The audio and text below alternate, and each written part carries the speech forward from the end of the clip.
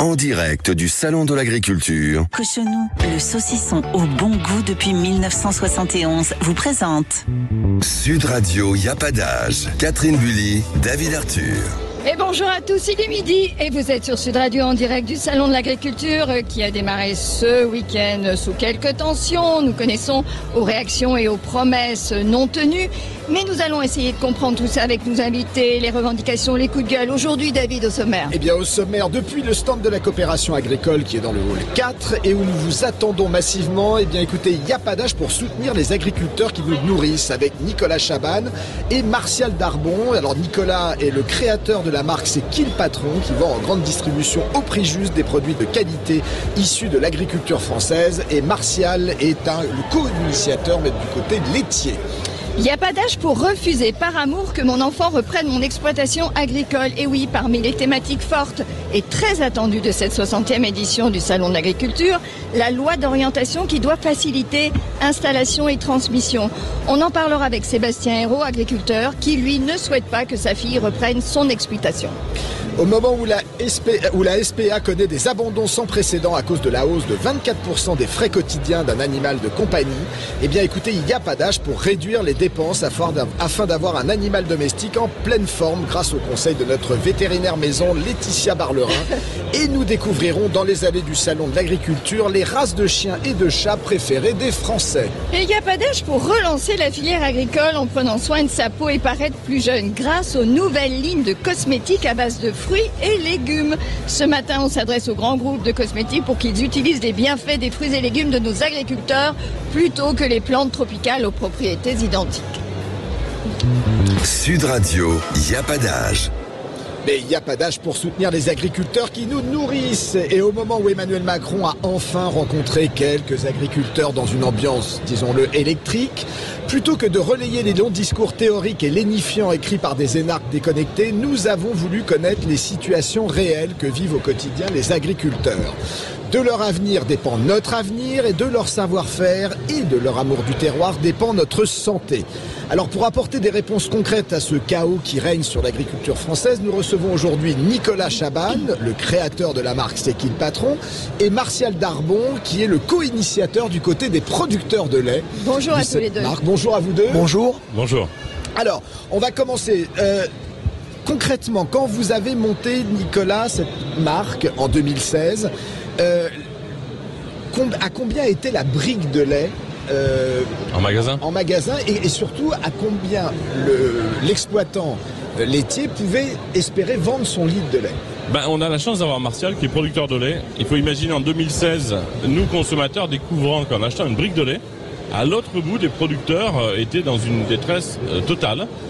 On a posé une question très simple qui a fait naître cette aventure collective, qui est une coopérative de consommateurs. Combien il manque sur un litre de lait? Réponse, 8 centimes par litre pour que le producteur retrouve le sourire. Ah oui. Quand on multiplie ça par 50 litres de consommation par an et par habitant, apparaît 4 euros. Et nous, consommateurs, on se dit, ok, il y a des gens pour qui c'est difficile, on les oubliera jamais.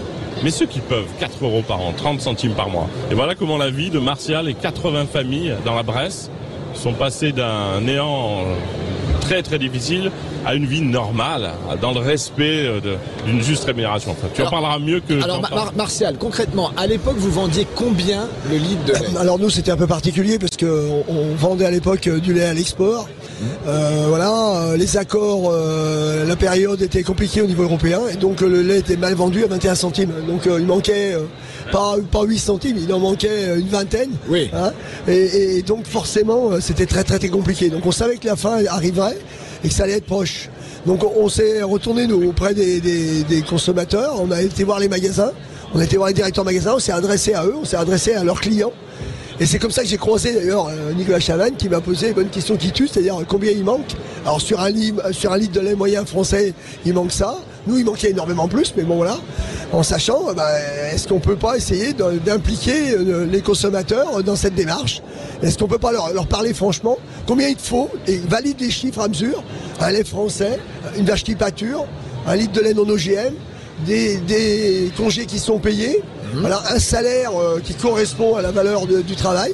Et c'est comme ça qu'est née la première brique. Enfin, une vie décente. Voilà, on est d'accord. Et il faut dire une chose pour les semaines à venir, c'est que le prix de tous les produits créés par les consommateurs, c'est une première étape. On demande au producteur, et à lui seul, pas un représentant des producteurs, combien il te faut sur un litre de lait pour qu'on ait le droit de marquer, nous, cette phrase, ce lait rémunère au juste prix au producteur. On veut pas que ce soit du marketing ou de la com, et là, c'est toujours les producteurs qui, depuis 8 ans, nous disent, là, on a des charges supplémentaires, on a du fuel, la nourriture animale, le Covid, la guerre en Ukraine nous amène à avoir des charges supplémentaires. On fait un vote côté producteur, c'est eux qui nous disent le prix, et nous, consommateurs, on valide le fait qu'on est d'accord. Voilà comment, à mon avis, on peut écrire une agriculture différente pour la suite. Justement, vous lancez l'étiquette solidaire, notamment avec Carrefour. Comment ça va marcher exactement ? C'est le même principe, vous avez raison d'en parler. Il faut que beaucoup de producteurs en France soient aidés. On est reparti de la même force et du même succès finalement. L'étiquette dit « Je rémunère au juste prix mon producteur ». Parlons des fruits et légumes. J'ai des asperges, des poires, des pommes. Je suis le seul en tant que producteur à pouvoir mettre cette étiquette sur mon produit. C'est-à-dire que si je le vendais à un prix qui n'était pas convenable pendant des années, évidemment l'étiquette n'apparaît pas. Le jour où je suis bien rémunéré, c'est moi-même producteur qui le met sur le produit. Si la relation change, j'enlève l'étiquette. Le produit est toujours là, mais le point de repère clair pour le consommateur n'est plus là. En faisant ça, on va être en confiance, nous les consommateurs, on va acheter ces produits et pour quelques centimes de plus, on va redonner le sourire à beaucoup de producteurs. Et est-ce qu'avec tout ça, vous rejoignez le prix plancher d'Emmanuel Macron hier ou... Marcel en parlera mieux que moi parce qu'il a cette expérience depuis longtemps côté producteur, mais le prix plancher c'est une très bonne idée parce que ça permet de limiter la possibilité d'avoir un prix qui n'est plus rémunérateur, mais quel prix plancher au niveau européen? Voilà. Oui. Alors Martial. Pour répondre, le prix plancher, alors c'est sûrement mieux que rien, on est bien d'accord. Oui. Après, quel prix plancher? Qu'est-ce qu'on prend comme référence? Dans le prix plancher, on a fait la couverture d'assurance sociale, on a fait la couverture de nos taxes franco-françaises, où on a aligné ça à une moyenne européenne. On a aligné sur la capacité du jeune de s'installer, où on est en fin de croisière et on peut s'asseoir sur une partie de notre rémunération. À quel niveau on met le prix plancher? Si on veut renouveler les générations ou pas? On veut une agriculture industrielle ou une agriculture conventionnelle familiale avec du pâturage, etc. Oui, c'est le choix sociétal qu'on est en train de mettre en place qui va dépendre du plafond. Donc le plafond et le plancher, ils sont hyper importants d'être cadrés. Et ils doivent être cadrés avec l'accord de la profession. Juste pour rebondir sur ce que dit Martial, vous voyez bien que il y a tellement de particularités selon la région, la production. Un prix unique réfléchi par les experts, c'est impossible. Ça ne marchera jamais. Cas par cas. Il faut des consommateurs et une part d'experts qui va voir les producteurs en disant « Dis-nous, en ton âme et conscience, il faut contrôler quand même vraiment ce qu'il te faut, parce que c'est pas de la gourmandise côté producteur. Ils ont pas envie d'avoir un mois de vacances en plus. Ils veulent survivre. Ils nous nourrissent, il faut qu'ils se nourrissent. Donc ce lien direct consommateur-producteur, c'est autre chose qu'une dimension technique d'un prix qui restera toujours assez hypothétique par rapport à la vraie vie. Alors justement, moi ce que je voudrais savoir, Nicolas, c'est quand vous avez démarré en 2016 et aujourd'hui, quelles sont les inepties que vous avez rencontrées et dont les producteurs vous ont fait part?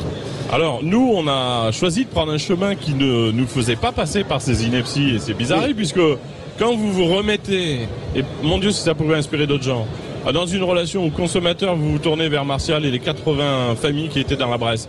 Combien il vous faut pour que vous puissiez vivre de votre métier et qu'on puisse marquer cette phrase? Une fois qu'on a cette réponse, vous vous rendez compte qu'on a résolu 99,9% de tous les problèmes.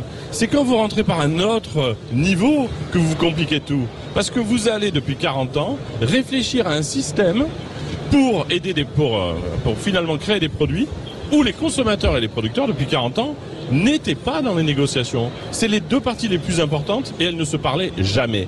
Donc c'est fini le tour de magie, le rêve d'un monde créé par des techniciens pour des consommateurs et vaguement au profit des producteurs est terminé.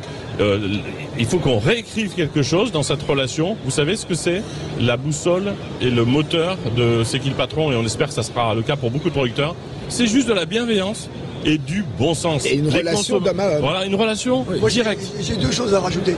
La première, on a créé en 2016 le prix du lait à 39 centimes aux producteurs dans une brique à 99. elle a tenu jusqu'à la veille de l'effondrement dû à l'inflation. Ça veut dire que la résilience, c'est-à-dire que le marché lui a flotté, s'est baladé au milieu, on a perdu tout le monde. Il a tellement été régulier que l'exploitation est capable d'avaler, de réguler, de prendre des à-coups, d'être résilient dans la distance. Et donc cet à-coup-là, elle permet quoi? Elle permet surtout d'avoir une lecture de l'installation. 5 ans après, vous savez où vous êtes. Vous savez la lecture. C'est comme ça qu'on donnera goût. Aller dans un système qui est hyper dangereux au point où vous sautez dans l'équilibre, c'est insupportable pour une famille qui s'engage. Donc Martial, vous avez de l'espoir aujourd'hui? Oui, mais bien sûr. Mais moi je vais vous dire, sur mon groupe de producteurs de départ, moi, on fait du 1 pour 1. Oui. Aujourd'hui, les jeunes, ils ont tous repris l'exploitation familiale. Tous, on culture rien. Même moi, mes enfants n'est pas intéressé. J'ai le fils du voisin qui est venu, qui m'a dit, moi ça m'intéresse, moi je m'installe chez toi. Voilà. Donc c'est possible. Derrière vous, quand vous avez gagné votre vie en fin de carrière, bilan des courses, vous pouvez accompagner. Faites un bail de 25 ans, vous êtes plus long en trésorerie, etc. Donc grâce à votre rencontre tous les deux, aujourd'hui, Martial, vous êtes un homme heureux. Oui, vraiment. Dites-le. Vraiment. Et bien moi je suis très heureux, mais je suis d'autant plus heureux qu'on va pouvoir transmettre les générations. Et ben voilà. Ça, c'est formidable. Parce que 27 exploitations ferment tous les jours, 100 000 producteurs ont mis la clé sous la porte en 10 ans. S'il n'y a pas un juste prix pour les parents, les enfants et les plus jeunes ne s'installeront pas. Ils nous nourrissent, il faut les protéger. Quels sont les secteurs sur lesquels vraiment il faut intervenir vite là? Tous les secteurs du monde agricole, plus ou moins, sont en souffrance. Évidemment, le lait. C'est fou. Beaucoup de monde animal qui en le porc. Les fruits le porc, les fruits et légumes. Vous vous rendez compte Mais vous vous rendez compte que il ne faut pas qu'on se réveille dans 20 ans en se disant on importe quasiment tout au moment où le contexte géopolitique fait que le bateau du bout du monde, comment on est sûr qu'il arrivera jusqu'à nous en partant de Nouvelle-Zélande? Est-ce qu'il n'ira pas dans un autre pays? À un moment donné, ce patrimoine, ce trésor des producteurs à nos ports, qui ne demandent pas quand même de rouler sur l'or, ils veulent juste survivre. Il faut les protéger. Leur destin, c'est le nôtre. On a quelque chose de très naturel et simple à faire avec eux. Bon ben voilà, on va se quitter sur cette très belle parole. Merci beaucoup Nicolas Chaban, merci Martial Darbon d'avoir été avec nous. Merci pour ces éclaircissements et rappelons-nous que quand on achète un produit, il y va du destin du producteur, mais c'est aussi notre destin, c'est aussi notre santé qui est en jeu. C'est quelques centimes. C'est quelques centimes. Et bien voilà, on salue la démarche de C'est qui le patron qui se bat pour accompagner au mieux les agriculteurs. Et bravo pour l'étiquette solidaire. Merci beaucoup pour l'invitation. Merci Catherine. Eh bien, nous sommes ensemble jusqu'à 13h. Restez avec nous dans un instant. Nous allons découvrir le témoignage bouleversant de Sébastien Hérault qui nous dira pourquoi il refuse que sa fille reprenne son exploitation justement agricole, Martial. Et oui, l'œuvre de sa vie. À tout de suite. À tout de suite. En direct du Salon de l'Agriculture, Sud Radio, y a pas d'âge. Catherine Bully, David Arthur. Bienvenue si vous venez de nous rejoindre dans Y a pas d'âge sur Sud Radio. Nous sommes en direct du Salon de l'Agriculture sur le stand de la coopération agricole qui est dans le hall 4. Et bien pour une émission spéciale jusqu'à 13h et nous sommes très heureux de recevoir ce matin Sébastien Hérault, agriculteur qui vient nous livrer un témoignage fort et inattendu sur la transmission des exploitations agricoles. Bonjour Sébastien. Bonjour à vous tous et bonjour aux auditeurs. Bonjour, alors vous êtes agriculteur en Dordogne, à Bergerac, vous êtes membre de la coordination rurale qui est un syndicat depuis plus de 30 ans qui se bouge vraiment pour l'indépendance, pour faire respecter la dignité, la liberté des agriculteurs. Alors on le disait tout à l'heure, il y a une mesure importante, c'est la loi d'orientation qui doit faciliter l'installation, la transmission. Et vous nous avez dit, moi je ne souhaite pas que ma fille reprenne mon exploitation. Pourquoi ? Mais je souhaite surtout pas qu'elle la reprenne parce que je veux pas vivre ce que j'ai fait vivre à mes parents. C'est-à-dire que j'ai des parents qui ont entre 75 et 80 ans et donc ils sont encore sur l'exploitation en train de travailler avec plaisir et je suis content qu'ils le fassent avec plaisir, mais c'est plus leur âge quoi. Il faudrait leur faire baisser la pression parce qu'ils sont encore chefs d'entreprise à leur âge avec une retraite misérable, une retraite agricole misérable et on arrive dans une sauce. À peu près. Alors mon père il a même été cadre agricole, il a une retraite à peu près de 1300 € et ma mère a une retraite de 800 € à peu près. Oui. Pour avoir bossé pendant 45 ans entre 60 et 90 heures par semaine et en ayant à peu près une semaine de vacances par décennie, allez on va dire. Quand on a une propriété avec de l'élevage, eh bien, on ne peut pas laisser les bêtes. Les services de remplacement, ils n'étaient pas encore, on va dire, mis en place. Et puis surtout, il y avait cette mentalité où c'est mes vaches, c'est mes moutons, c'est mon exploitation. Et vous avez eu cette fierté de reprendre, de travailler aux côtés de votre papa ? Alors je l'ai repris comme un cheveu dans la soupe, c'est-à-dire que je suis parti travailler à l'extérieur et à 38 ans, j'ai dit allez, je reprends l'exploitation des parents. On était arrivé à un stade où on arrivait aux 35 heures, où en étant salarié, ben voilà, c'était devenu moins intéressant et surtout on n'avait plus d'enrichissement personnel quoi, là où c'est que je travaillais. Donc je reprends l'exploitation, donc c'est une exploitation qui était un peu en désuétude, donc je l'ai développée et plus de bêtes sauf de la volaille. On faisait donc poulet pintade, quelques canettes et après des volailles festives, dinde de voix et chapon. Et toujours un atelier maraîchage où on faisait donc de la fraise, de la tomate, du melon, de la courgette et tout en vente directe. D'accord. Une belle exploitation. Oui. Oui, à ce jour, j'ai une exploitation qui fait 42 hectares et j'ai tellement de problèmes, on va dire, pour trouver de la main-d'œuvre sérieuse et pérenne, mais j'en travaille plus que 3. Voilà. 3 hectares de maraîchage avec un élevage de volailles en vente directe.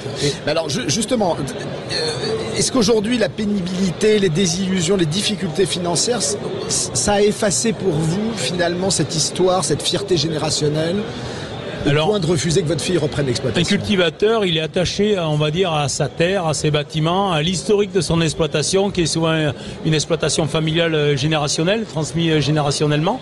Et donc, on est arrivé à un stade depuis une vingtaine d'années, ou 3 petites décennies, on va dire, où c'est bien beau de travailler la terre, mais de bien produire, des produits de qualité, mais on est arrivé à un stade où collectivement parlant, on a trop d'administratifs, on a trop de normes qu'on nous impose et puis surtout, en France, on a le plus blanc que blanc, quoi. Hein. Oui. La mère Denis, elle est pas morte avec sa pub vedette, hein, c'est clair. Hein. Le plus blanc que blanc, on l'a, quoi. Pour un exemple bien concret, en Europe, on a droit à 430 à peu près matières actives pour nos produits phytosanitaires ou phytopharmaceutiques, comme on veut, des produits donc qui servent à soigner nos plantes et non pas à intoxiquer le consommateur. Hein, je fais un petit point là-dessus. Et en France, on en a 234. Voilà, parce qu'on veut faire plus blanc que blanc et en nous enlevant donc ces leviers de production, on a bien sûr moins de rendement. Nos prix déjà qui ne sont pas payés, on va dire, à leur juste valeur, eh bien, il y a des cultures donc qui ne sont pas rentables. Moi aujourd'hui, j'ai arrêté, on va dire, tout ce qui est production de céréales en autoconsommation pour mes volailles. Oui. Et, entre la mise en place, le moissonnage, le transport, le séchage du grain, la mise à disposition, je paye mon grain à peu près 50 à 80 € de moins la tonne que si je l'achète en magasin en sac de 25 kilos. D'accord, donc le prix plancher, la trésorerie d'urgence d'Emmanuel Macron hier, ça ne vous fait pas changer d'avis? On n'y croit pas. Si Emmanuel Macron veut faire quelque chose de très rapide, c'est nous remettre tous nos leviers pour pouvoir produire comme tous les Européens. Qu'on fasse pas une Europe à la française, mais qu'on fasse une Europe à l'européenne, c'est-à-dire que ce qu'ils ont le droit de faire en Pologne, en Allemagne, en Italie, en Espagne, qu'on puisse le faire aussi chez nous. Et en plus, en consommant ces produits-là, on a notre traçabilité, on va dire, française. Parce qu'on a une traçabilité sur nos produits, on va dire de la graine jusqu'à l'assiette du consommateur. Et ça il faut le garder, ça c'est très important. Il faut le garder. C'est une garantie que le consommateur, il a. C'est une garantie que le consommateur, il a, on va dire, intellectuellement parlant, d'avoir un produit qui est fait en France sous des normes européennes et pas forcément franco-françaises, mais ces normes, si elles ont été imposées, c'est justement pour le protéger. Et je veux en revenir aux produits phytopharmaceutiques. Le premier impacté par l'utilisation des produits phytopharmaceutiques, ce n'est pas le consommateur, ce n'est pas l'environnement, c'est l'applicateur. Malgré toutes les productions qu'on a, on a beaucoup de cancers et de maladies liées à ces applications de produits phytosanitaires. C'est-à-dire que le monde paysan est capable de se sacrifier, comme il s'est sacrifié depuis des siècles et des siècles, pour pouvoir donner à manger au restant de la population. Alors, ce que j'aimerais savoir, Sébastien, c'est si vous arrêtez justement votre exploitation agricole et que vous ne la transmettez pas à votre fille, elle va devenir quoi? Un réservoir à carbone. Merci les écologistes. Oui. Ils veulent qu'on décarbone, eh bien on va décarboner, mais on va plus faire d'alimentation.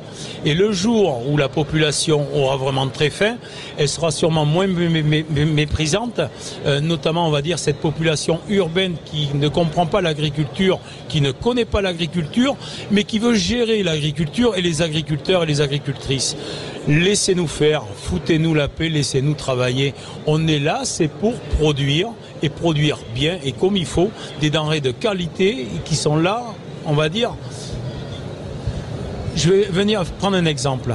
En France, si on fait un peu moins de céréales, mais qu'on fait un peu plus de protéagineux, c'est-à-dire du soja, Oui. si on revient sur les accords de libre-échange de M. Sarkozy, Hollande et M. Macron, et M. Chirac aussi, puisque c'est depuis le GATT de 1993, on peut produire tout simplement du soja non OGM pour l'alimentation de nos bétails, qui ne rendra pas le bétail malade et le consommateur malade et obèse.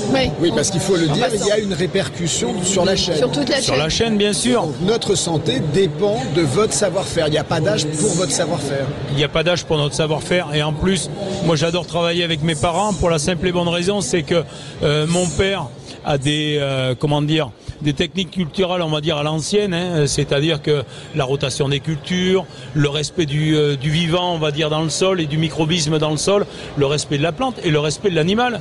Je tiens à souligner qu'un animal, si vous le maltraitez de son vivant, il vous rapportera rien à sa mort. Ah bah oui, la chair va être dure. La chair va être dure, il sera maigre, il sera malade et il n'arrivera peut-être même pas au bout. Un agriculteur, un éleveur bovin, il a intérêt à bien, et il le fait, il a intérêt à bien élever justement ses bêtes. Ces bêtes lui rendront, on va dire, par le revenu qu'elles pourront lui ramener, quoi. On doit produire français et manger français. C'est ça, c'est ça. Il y a une chose importante dans ce que vous dites, c'est que une bonne nourriture est issue d'une bonne agriculture, et il y a une chose importante entre l'agriculteur et son produit, c'est l'amour. C'est l'amour. C'est plus que de l'amour. C'est fusionnel, c'est une implication qui est vraiment fusionnelle. Un agriculteur refusera de partir en vacances pour rester avec ses vaches, refusera de partir en vacances ou de changer un robinet de salle de bain pour pouvoir s'acheter un tracteur pour pouvoir mieux travailler et être en pointe. Aujourd'hui, un tracteur, j'allais dire, c'est 1000 € le cheval. Quand on voit tous ces tracteurs qui défilent dans les rues, sur les autoroutes, c'est minimum 150, 200, 300, 350 000 €. Mais c'est pas par gaieté de cœur qu'on achète ces tracteurs-là. C'est qu'on en a besoin. Personne n'a critiqué un agriculteur avec un gros tracteur. Personne ne va critiquer un transporteur avec des beaux camions non plus. Non plus. C'est un outil de travail qui permet d'être en pointe, d'avoir du matériel beaucoup plus performant et surtout limiter la main-d'œuvre et le coût de production, parce qu'on va se mutualiser un coût de production. Alors, le président Macron ne vous a pas convaincu hier. Est-ce Absolument que Jordan Bardella, qui est là aujourd'hui, a les clés pour vous? Non, il n'a pas forcément les clés. À un moment, c'est du bon sens paysan. Le problème de M. Macron, c'est que oui, je vais le dire, c'est un égocentrique qui nous a sorti avant-hier qu'il avait la solution à la crise agricole. S'il avait la solution à la crise agricole aujourd'hui, pourquoi est-ce qu'il n'avait pas hier? Le malaise agricole, il n'est pas d'aujourd'hui ou de ce dernier mois qu'on vient de passer. Ce malaise agricole, il est là depuis 1992, depuis qu'on a mis l'agriculture sur l'échafaud de la mondialisation. C'est-à-dire que les primes PAC, à l'origine, étaient pour donner un revenu décent à l'agriculteur qui ne pouvait pas vendre ses produits, on va dire, à son juste prix. En mot de la fin, votre fille va faire quoi dans sa vie? Mais ma fille, heureusement, elle a fait un petit peu d'études et elle a surtout pas d'études agricoles. Elle avait commencé les études de médecine et maintenant elle est, on va dire, sur de l'encadrement d'handicapés mentaux. Oui. Et je suis content pour elle parce qu'elle a trouvé sa voie, déjà, pour commencer. Et surtout, je lui ai évité sûrement une grosse bavure parce qu'il aurait fallu, si elle avait dû reprendre l'exploitation agricole, j'aurais été obligé de travailler. Je suis un grand feignant en plus. Il n'a pas envie de faire comme papa. J'ai pas envie de faire comme papa. Mais voilà, moi ce qui me dérange, c'est que mes terres ne vont plus servir à nourrir la population française et le peuple français. Et je suis pas le seul dans ce cas-là. À un moment, si vous voulez vraiment soutenir l'agriculture, c'est désengager nos politiques avec toute cette administration qui est là, quoi. Voilà. Mais le monde paysan est un monde qui est riche, on va dire, en idées et en culture, et surtout un paysan a le bon sens de la terre et le bon sens paysan. Et ben on se quitte sur ce mot. Merci Sébastien. Merci à vous tous. Merci d'être venu. Eh bien, nous sommes ensemble jusqu'à 13h. Dans un instant, il n'y a pas d'âge pour aider nos agriculteurs en proposant une cosmétique à base de fruits et légumes. Et si les grands groupes de la beauté utilisaient les bienfaits des fruits et légumes de nos agriculteurs plutôt que les plantes tropicales aux propriétés identiques. Et juste après la pub, on se retrouve pour Il n'y a pas d'âge pour réduire les dépenses de notre animal de domestique, un sujet important au moment où la SPA connaît des abandons sans précédent à cause de la hausse de 24% des frais quotidiens liés à nos animaux de compagnie. À tout de suite. En direct du Salon de l'Agriculture, Sud Radio, y a pas d'âge. Catherine Bully, David Arthur. Bienvenue dans Y'a pas d'âge sur Sud Radio. Nous sommes ensemble jusqu'à 13h pour une émission spéciale en direct du Salon de l'Agriculture. Alors venez nous voir sur le stand de la coopération agricole qui est dans le hall 4. Et il n'y a pas d'âge aujourd'hui pour réduire les dépenses afin d'avoir un animal domestique en pleine forme. Nous découvrirons ensuite les races des chiens et des chats préférés des Français, David. Mais oui, Catherine, au moment où la SPA enregistre un nombre inquiétant et vraiment sans précédent d'abandon de chiens et de chats en raison du coût quotidien que génère un animal domestique, nous avons voulu nous pencher sur les meilleurs moyens pour avoir un animal en pleine forme sans casser sa tirelire. Une question importante quand on sait qu'il y a en France 75 millions d'animaux domestiques. Et pour nous apporter les meilleures réponses et astuces à ce sujet, nous sommes aujourd'hui en compagnie de la pétillante Laetitia Barlerin, la Miss Veto cathodique préférée des Français. Bonjour Laetitia. Bonjour. Bonjour David, bonjour Cathy. Bonjour. Alors, bonjour. Alors Laetitia, quel est le budget annuel qu'il faut compter pour subvenir aux besoins d'un animal de compagnie ? Alors le budget annuel, il varie selon la taille de l'animal. Alors chez le chien, on dit que le budget annuel c'est entre 900 et 1500 euros par an. Alors ça inclut quoi ? Ça inclut l'alimentation, c'est quand même le premier poste de dépense pour son animal. Et puis les vaccins, les accessoires, la garde pendant les vacances, le toilettage, etc. Pour le chat, on est plutôt dans les 600 à 1000 euros par an. Alors ça dépend un petit peu de ce qu'il mange, puisque par exemple les boîtes ou les sachets sont beaucoup plus chers que les croquettes. Ah oui.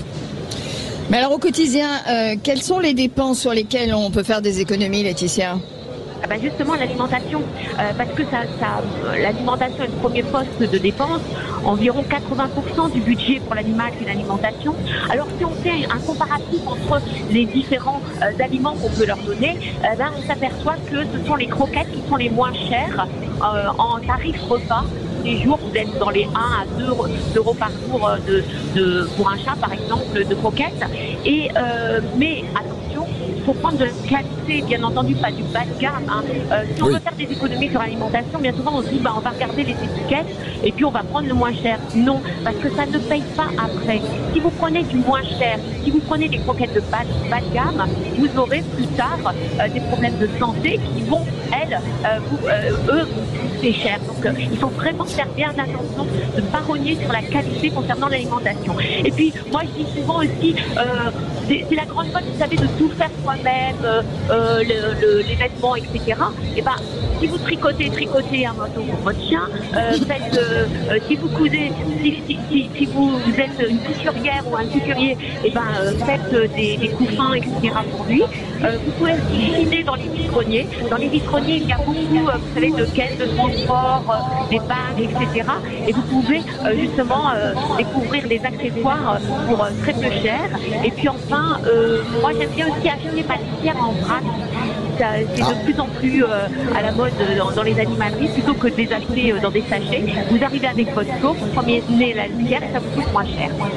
Et puis on peut aussi fabriquer des jouets soi-même pour son animal. Oui, exactement, bien sûr. Et puis vous en parliez tout à l'heure de manière sous-entendue, mais un blanc de poulet avec des courgettes, c'est aussi une très bonne alimentation, très saine pour un animal. Oui, pas du tout. Merci. Et oui. Dommage, c'est ce qu'il fait. Non, mais c'est ce que je fais. Ma mère. Alors, si on compare le blanc de poulet ou le filet de bœuf ou le filet de poisson que l'on donne avec des légumes, etc. à son chien ou son chat par rapport aux boîtes ou aux sachets, on est à peu près dans les mêmes prix. En revanche, si on compare à des croquettes même haut de gamme, on n'est vraiment pas dans les mêmes prix. Donc c'est vrai que pour faire des économies, il vaut mieux un aliment complet de bonne qualité, peut-être sec, c'est-à-dire les croquettes, si vous voulez faire des économies. Alors je vais tout changer, grâce à vous. Est-ce qu'on peut aussi réaliser, Laetitia, facilement des économies sur l'hygiène de son animal ?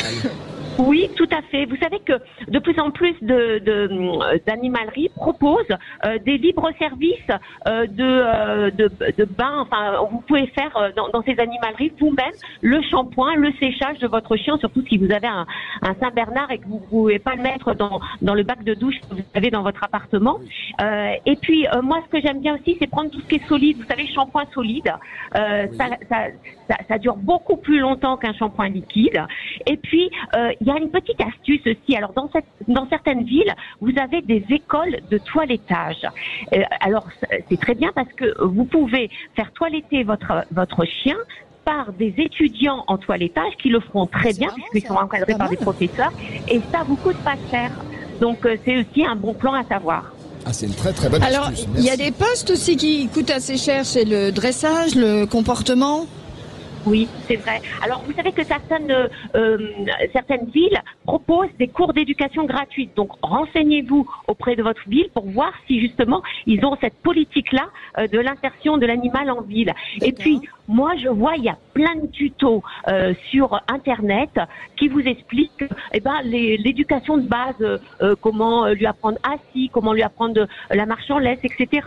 Donc, peut-être commencer par ces tutos qui sont faits par des professionnels pour éduquer votre animal. Et puis, si vous n'y arrivez pas, bien sûr, il faut aller... voilà. C'est une bonne source d'économie, absolument. Voilà, exactement. Et puis, sinon, vous avez des cours collectifs qui sont moins chers que des cours particuliers chez les éducateurs. Et ça aussi, c'est pas mal. Et puis, j'y pense aussi, vous savez, il y a l'éducation, mais il y a aussi la garde de l'animal. Par exemple, vous partez en vacances, vous ne pouvez pas emmener votre chat, votre chien, ça coûte cher la pension. Ça va de 25 jusqu'à 50 € par jour. Et ben, vous savez qu'aujourd'hui, on peut troquer les gardes d'animaux. C'est-à-dire qu'il y a des sites internet qui vous proposent d'entrer en contact avec des personnes qui ont aussi des animaux. Et par exemple, vous partez au mois d'août, et ben vous gardez au mois de juillet leurs animaux et inversement. Donc ça ne vous coûte rien, c'est juste du troc. Et du bon sens. Alors, on va aborder un sujet qui peut poser polémique quand même, Laetitia. Il y a beaucoup d'abandons qui arrivent parce que les maîtres ne peuvent pas assumer les frais de vétérinaire. Est-ce qu'il existe des astuces pour réduire les frais vétérinaires? Alors, moi, je dis... La première chose à faire, c'est l'assurance assurance mutuelle santé pour votre animal. Pourquoi? Parce que cette assurance, chaque mois vous cotisez, mais cette assurance, bien sûr, vous rembourse le maximum de soins si vous avez un pépin. Parce que le problème, c'est pas les vaccinations chaque année, c'est quand il y a un grave pépin avec votre animal que là, c'était pas prévu dans le budget et que vous avez du mal à payer. Donc, assurez votre animal le plus tôt possible dès que vous l'avez et vous allez voir, vous allez rentrer dans vos frais. Ensuite, moi, ce que je dis souvent, c'est vaut mieux prévenir que guérir. C'est-à-dire qu'un suivi médical une fois par an pour votre animal, c'est bien parce que c'est là où on va détecter le début de maladie et il vaut mieux intervenir plus tôt qu'intervenir trop tard et ça vous coûtera trop cher. Et puis enfin, je parlais des écoles de toilettage, vous avez aussi des écoles vétérinaires et les écoles vétérinaires aussi sont environ 30% moins chères que les vétérinaires de ville et vous pouvez aussi, si vous êtes dans une des villes où il y a une école vétérinaire, vous présenter et que votre animal soit examiné par des étudiants et des professeurs. Bon, alors maintenant qu'on a fait le tour du cou de l'animal, on s'est baladé un petit peu dans le salon avec David et on a été quand même frappé par le nombre hallucinant de races de chiens qui y sont présentes. Quelles sont, Laetitia, les 5 races de chiens préférées des Français en fait? Alors c'est vrai, il y a environ dans le monde 450 races de chiens, c'est énorme quand même. Hein. On a qu'une centaine de races de chats si on compare. Alors, si on considère les naissances, le nombre de naissances de chiens de race l'année dernière, on s'aperçoit que le chien préféré des Français est un berger, et c'est un berger australien. Et oui, le berger australien a conquis les Français. Avec les yeux verrons bleus. Voilà, alors souvent ils peuvent avoir les yeux bleus, mais ils peuvent aussi avoir des yeux marrons ou autres, mais surtout ils sont beaux. Ils sont magnifiques, ces chiens. Et c'est un chien qui est ce qu'on appelle nous polyvalent, c'est-à-dire que non seulement c'est un chien de famille, mais c'est aussi un chien qui peut garder les troupeaux, c'est aussi un chien qui peut être guide d'aveugle, qui peut être dans la médiation animale, etc. C'est un chien qui a beaucoup de qualités et qui aime son maître et sa famille. Alors, et ça, c'est important. La deuxième et la troisième race très rapidement préférée pour, alors, c'est le Golden les chiens. Retriever. Voilà, oui. Le Golden et Retriever, c'est voilà. Le 3, c'est le Staffy. Vous savez, c'est le petit molosse qui est très aimé par les Français. Puis après, on a les bergers allemands et bergers malinois qui sont plutôt des chiens de garde ou des chiens de recherche. Alors, et alors, justement, et les 5 races de chats préférées des Français, rapidement. Les 5 alors, très rapidement. Alors, le Maine Coon, je ne sais pas si vous connaissez cette race. Le très grand Maine Coon. Voilà, le Maine Coon, ça fait des années que c'est le chat préféré des Français, parce que c'est le chat-chien. Vous avez à la fois un chat et un chien, donc vous en avez 2 pour 1. Ensuite, vous avez le sacré birmanie qui est magnifique, c'est vraiment l'élégance, la beauté féminine. Le Bengale, et ça c'est le chat aux allures sauvages qui passionne les Français. Et puis vous avez le Ragdoll, qui est une race que vous ne connaissez pas et qui vraiment est maintenant bien connue en France et qui est une race super gentille et qui est très touffu, très poilu mais léger. Voilà. Mais léger. Et puis enfin le British Shorthair, qui est le chat tout en rondeur, qui est le chat nounours que l'on aime bien.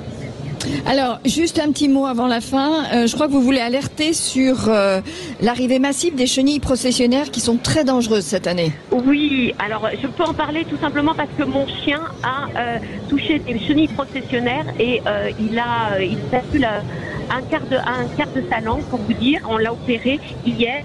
Donc faites attention, en ce moment elles sont très précoces, elles sortent, elles sont sur les pins, elles sortent et surtout elles ont des poils urticants avec du poison. Et ce poison est vraiment très très toxique pour le chien. Le chien est attiré par les chenilles processionnelles parce qu'elles bougent, elles sont rouges. Il essaye de les lécher ou de les prendre et c'est là que le drame arrive. C'est très douloureux. C'est dramatique. Et tout ça attaque la langue et ça fait des nécroses et le chien peut perdre la vie. Donc faites très attention aux chenilles processionnaires. Eh bien, merci beaucoup Laetitia. Merci Laetitia pour toutes ces informations. On se retrouve très vite. Merci, à très vite. Et dans un instant, Catherine, je crois que vous allez nous faire découvrir un moyen de booster la filière agricole en compagnie d'Ariane Goldet, la reine des produits de beauté 100% naturels à base de fruits et de légumes. Alors restez avec nous, on se retrouve dans un instant. Ne manquez pas ce rendez-vous. Mais oui, on se retrouve en direct du Salon de l'Agriculture sur le stand de la coopération agricole qui est dans le hall 4. À tout de suite. En direct du Salon de l'Agriculture, Sud Radio, y a pas d'âge. Catherine Bully, David Arthur.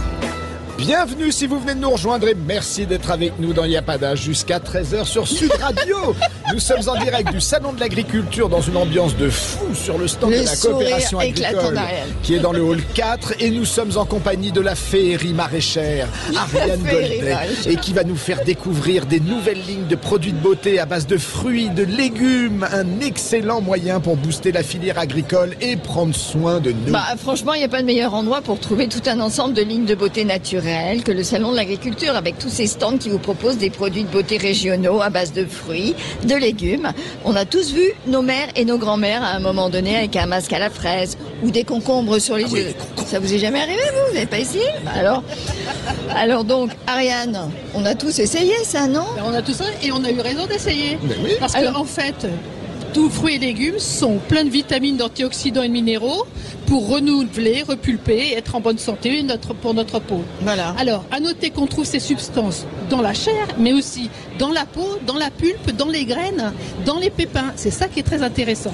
Alors, je voulais vous parler d'une nouvelle marque qui s'appelle Auré, qui fait des cosmétiques avec des jus de fruits et légumes bio et de saison 100% naturels et frais. Alors, ils sont lavés, épluchés le jour même de la récolte pour garder toutes leurs vertus. Ce sont des cosmétiques qui sont fabriqués localement. On vous les envoie et vous les gardez un mois dans votre frigo. Et ce qui est très intéressant, c'est que la personne qui les a mis au point, c'est une ancienne de L'Oréal, et qui dit, et je trouve ça très intéressant, elle dit, moi, plutôt que de mettre de boire un jus d'orange en brique, je préfère boire un jus d'orange frais, et ben je fais la même chose pour ma peau. Comme ça, j'ai quelque chose de plus frais et elle maintient que l'éclat est bien meilleur. Pas de conservateur, enfin pas de... Non, pas du tout, rien du tout. Bon, alors, Du tout propre. Moi, si je me trompe, là vous l'avez nommé, mais on peut trouver des produits faits à base de déchets de fruits et de légumes. Alors, c'est très intéressant parce que c'est l'anti-gaspi de la beauté. C'est ce qu'on appelle très écolo. Voilà, c'est ce qu'on appelle le upcycling. Alors, c'est-à-dire que la cosmétique va utiliser les déchets et les invendus, les épluchures, les pépins, les graines, mais aussi les fruits et légumes qui sont, vous savez, les moches, comme on dit, les fruits moches, qui ne rentrent pas dans le calibrage, tout ça, ils vont les utiliser justement pour faire des produits cosmétiques. C'est ce qu'on appelle la valorisation des biodéchets.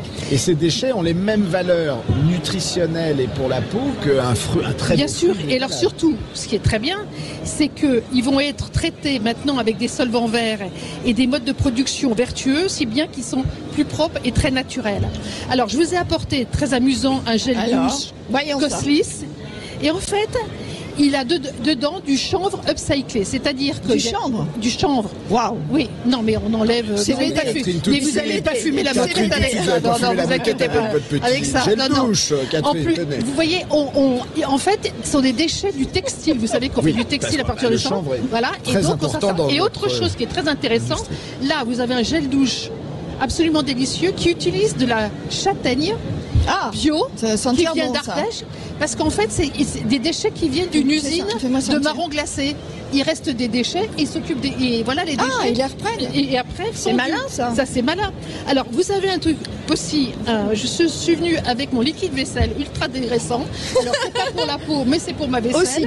Au citron, mais surtout, et c'est très intéressant, cette marque Étamine de Lys a trouvé un système pour réutiliser les pailles de blé qui étaient jetées, et avec un système issu du maïs, ils arrivent à avoir une base lavante naturelle. D'accord. Donc c'est très intéressant. Et dernière chose, si je voulais parler d'une marque qui s'appelle Cadalis, qui est la première marque bio française spécialisée dans la banane à la Martinique, qui utilise les bananes qui sont il y a des excédents de production, et voilà, et qui s'est spécialisé là-dedans, et donc qui a posé un brevet anti-âge, dépigmentant et apaisant à la banane. Et dernière chose, je voulais signaler une marque dans le Midi qui s'appelle Pulpe de Vie, et bien qui sauve 5 tonnes de fruits et légumes de petits producteurs du Sud par an, parce qu'elle n'utilise que des fruits et légumes. C'est formidable ça. Mais en fait, tous ces petits producteurs sont pas assez connus. C'est pour ça que je suis là. Oui, mais justement, il faut en faire davantage. Quels sont les principaux fruits et légumes français qu'on retrouve dans les produits cosmétiques? On retrouve même les choses, mais surtout ce que vous avez. Mais il y a de la carotte, il y a de la courgette, il y a du potiron. Pas tellement. Pas encore tellement. Il y a des marques, bien entendu, il y a des marques spécialisées. On trouve surtout des olives. Oui. Bon, des olives bio de Mazan au pied du Mont Ventoux qui sont au cœur de la marque Provençal Bio qu'on trouve très bien. La lavande aussi. Oui, il y a le petit olivier. Moi, il y a des gélules avalées anti-âge que je trouve très intéressantes qui s'appellent Glyzodine. Redites-le. Glyzodine. Voilà. À base de quoi? À base de melon. Et c'est un excellent antioxydant. D'accord. Excellent pour la santé. Vous avez aussi la pomme avec une marque qui s'appelle Pomerol, qui est très intéressante. Vous avez aussi des extraits de pain d'Aquitaine avec une marque qui s'appelle Océan Pain, qui vient des Landes. Vous avez aussi la marque Cultive, qui se revendique cosmétique agricole. Et puis je vous ai apporté ça aussi. C'est un exemple très simple. C'est un exfoliant. Mais à l'intérieur, qu'est-ce que vous avez? Vous avez du pépin de raisin. Alors, et ce pépin de raisin sert à exfolier dans ce produit. Là, il y a marqué fraise. De fraise, pardon. C'est la fraise. Non, là, on est sur la fraise. On est à la fraise, mais on passe au... J'aimerais bien qu'on revienne sur le pépin de raisin, parce que justement, Caudalie a fait sa marque avec le pépin de raisin et la peau du raisin. C'est intéressant cette histoire. C'est la peau, c'est pas la peau, c'est la graine, c'est la graine. En fait, c'est très amusant. Le pépin du raisin. Alors, le pépin de raisin. Alors justement, la future fondatrice de la marque fait les vendanges et sur ses terres parce qu'elle a son papa un château. Mathilde Thomas. Et elle est avec le professeur Van Cotren qui est spécialisé en pharmacie à Bordeaux. Et il lui dit, Non, mais est-ce que vous savez que là, vous êtes en train de jeter ce qu'il y a de meilleur pour la peau. Pour la peau. Le meilleur antioxydant, c'est-à-dire les pépins de raisin qui sont riches en polyphénol, qui est un antioxydant. Et c'est comme ça que la marque est née. Et il y a plein d'autres domaines qui font du vin, qui ont des lignes à Vinésime. Et surtout, vous avez le château de Miraval avec Brad Pitt qui vient de sortir sa ligne de cosmétiques pour hommes. Alors ça, qui ne va rien coûter du C'est tout. très cher. Ah oui, alors... Hyper cher. Oui, mais on met la crème, on ressemble à Sim et on finit comme Brad Pitt. Oui, non, oui. Enfin, il y a Enfin, du moi, je boulot. voudrais voir le boulot. tôt de concentration quand même des ingrédients. Oui, Je suis pas mais bon, sûre que oui, ce soit... oui, mais c'est intéressant quand Justement, même. tout à l'heure, Catherine en parlait, Ariane. Est-ce qu'on pourrait booster réellement la filière agricole française Les aider, on va dire. les aider en partant du fait que l'industrie cosmétique se mette réellement enfin à s'intéresser à nos produits pour pouvoir les exploiter. Alors, oui. Le problème, si vous voulez, c'est que l'industrie cosmétique utilise très peu de fruits et légumes par rapport à ce que vous mangez. Oui, Donc alors, c'est un petit marché. Mais pourquoi? Mais parce qu'il n'y en a pas besoin autant dans les produits que dans votre assiette. Si vous voulez, la consommation est beaucoup moins importante. Ça, c'est une chose. Mais ils ont très bien compris deux choses. C'est que les consommateurs étant très près de l'écologie, les consommateurs veulent maintenant des choses en circuit proche, local. Donc, ils ont envie de produits proches d'eux et de savoir d'où ça vient. Et finalement, là, c'est vrai que l'industrie française, de plus en plus, s'intéresse à ça. Et de plus en plus sensible aux problèmes écologiques grâce aux consommateurs. Et ça, je le dis, c'est les consommateurs qui poussent les marques, c'est pas une initiative des marques. Hein. Et donc, ils se portent de plus en plus vers ça. Et finalement, ils ont compris que c'était pas la peine d'aller chercher à l'autre bout du monde des actifs dont ils ne maîtrisent pas ni la récolte, ni quelquefois la qualité, ni les personnes, les conditions de travail des personnes qui récoltent, avec une empreinte carbone énorme, et que finalement, ils ont sous leurs pieds des choses formidables Mais qu'ils bien devraient sûr. plus exploiter. Donc le déodorant à la betterave, la crème... Non, mais regarde, l'huile, on va voir, regarde, les huiles au noyau d'abricot, les huiles à l'avocat, voilà, les bah, huiles ça- qui ça- sont très riches, en fait, pour nourrir la peau, ça existe Voilà. déjà depuis Voilà, longtemps. depuis longtemps, et en France aussi. Mais ça va se développer. Est-ce qu'on pourrait faire baisser le prix des cosmétiques en se servant de notre agriculture ou pas? Alors là, je crois que vous rêvez un peu. Hein. Et là, je pense que... Je vais vous dire pourquoi. Parce qu'il y en a très peu, finalement, d'actifs dans le produit. C'est une toute petite partie du prix de revient. Il y a plein d'autres choses et qui ne peuvent pas bouger. Mais bon, on va essayer. Mais ce que j'appelle les petites marques françaises, eh bien, ça coûte quand même cher parce qu'elles n'ont pas l'échelle qu'ont les grandes boîtes, si vous voulez. Donc là, il y a encore du boulot, mais on va y arriver. Enfin, il y a une petite boîte française qui est dans la cosmétique, qui s'appelle L'Oréal, si je ne m'abuse. Toute petite, hein, Petite boîte, hein, je veux dire, minuscule. voilà. Est-ce que justement un groupe comme celui-là, qui a toujours été un groupe innovateur, s'intéresse, mais bien qui a entendu. toujours fait de la recherche, est-ce qu'ils peuvent être concernés par ce qui se passe sur Mais l'agriculture française? c'est eux qui ont créé la Provençale Bio. C'est L'Oréal qui a créé cette marque. Ensuite, c'est vrai que, par exemple, il y a des marques comme Lancôme qui s'occupent des pétales de rose qu'on trouve à Grasse. Ils ont des cultures à Grasse. Donc c'est vrai aussi qu'ils se portent de plus en plus vers les produits français. Mais en fait, ils sont dans le monde entier, si vous voulez. Donc ils ont des usines Mais dans le évidemment, monde entier. mais Donc bien c'est sûr. bon, voilà, c'est à une échelle, voilà. Mais de Bon, toute et façon, alors- ça coûte de l'argent quand même pour chaque producteur de lancer une ligne de cosmétiques. Ouais, c'est Donc, énorme. Voilà. C'est énorme. Quand vous Donc- voyez d'abord, il faut savoir le faire. Ensuite, les tests. Ensuite, la chaîne de production. Donc, Mais peut-être essayer de trouver c'est qui le patron tourné vers la cosmétique. on y a pensé avec Nicolas. Une fois, on a abordé le problème. Il faudrait. Ce serait intéressant. Ouais, c'est intéressant. C'est à travailler. Il faudrait faire, je sais pas, une grande ligne. Il faut y penser. Je lance un appel à qui pense veut. que- Je suis prêt à collaborer sur ce genre de Non, projet. absolument. Voilà. Eh ben, très bien. Bon, et alors un dernier mot. Est-ce qu'il y a un produit cette semaine que vous avez testé, Ariane, qui vous a ébloui ou pas, ou au cours de ce dernier mois? Un produit de beauté, quelque chose qui peut changer nos vies. Alors, oui, j'ai Changer nos vies. mais c'est un produit très particulier. Ce sont tous les exfoliants qui font une belle peau, mais un peu fort, avec des AHA. Des AHA. Des AHA. Ouais, non, mais là, il va falloir que tu oui, l'expliques parce que Ce sont des acides des exfoliants. acides de fruits. Et c'est d'une marque alors américaine, mais que je trouve très bien, qui s'appelle Paola Choice. Et ben, merci. Voilà. Et ben, on va se J'ai quitter. découvert. Semaine bien. prochaine, on va faire Paola Choice. Voilà, on se retrouve la semaine prochaine avec de nouveaux conseils d'Ariane Golden, notre féerie maraîchère du Salon de l'Agriculture. Merci Ariane. Merci pour vos conseils, À Ariane. très vite, à dimanche prochain. À Au revoir. très vite. Et merci à vous tous de nous avoir suivis. Et avec David, on va se retrouver la semaine prochaine peut-être. Ah bah oui, on va se retrouver dimanche prochain dès 7h49 dans la matinale de l'excellent Jean-Marie Bordry pour notre chronique Y a pas d'âge pour pousser un coup de gueule. Et puis on se retrouve entre 12h et 13h pour votre émission dominicale préférée. Y a pas Et puis d'âge. moi je vais aller voir les petits producteurs de cosmétiques avec Ariane. On Eh va ben, aller faire un petit On tour va aller dans le faire un salon. petit tour. Eh On va ben, aller on faire un y petit va, tour pour on y refaire va. une émission. Bon dimanche à tous. Sud Radio, y a pas d'âge. Avec Cochonou, le saucisson au bon goût depuis 1971. Cochonou, un petit bout de chez nous.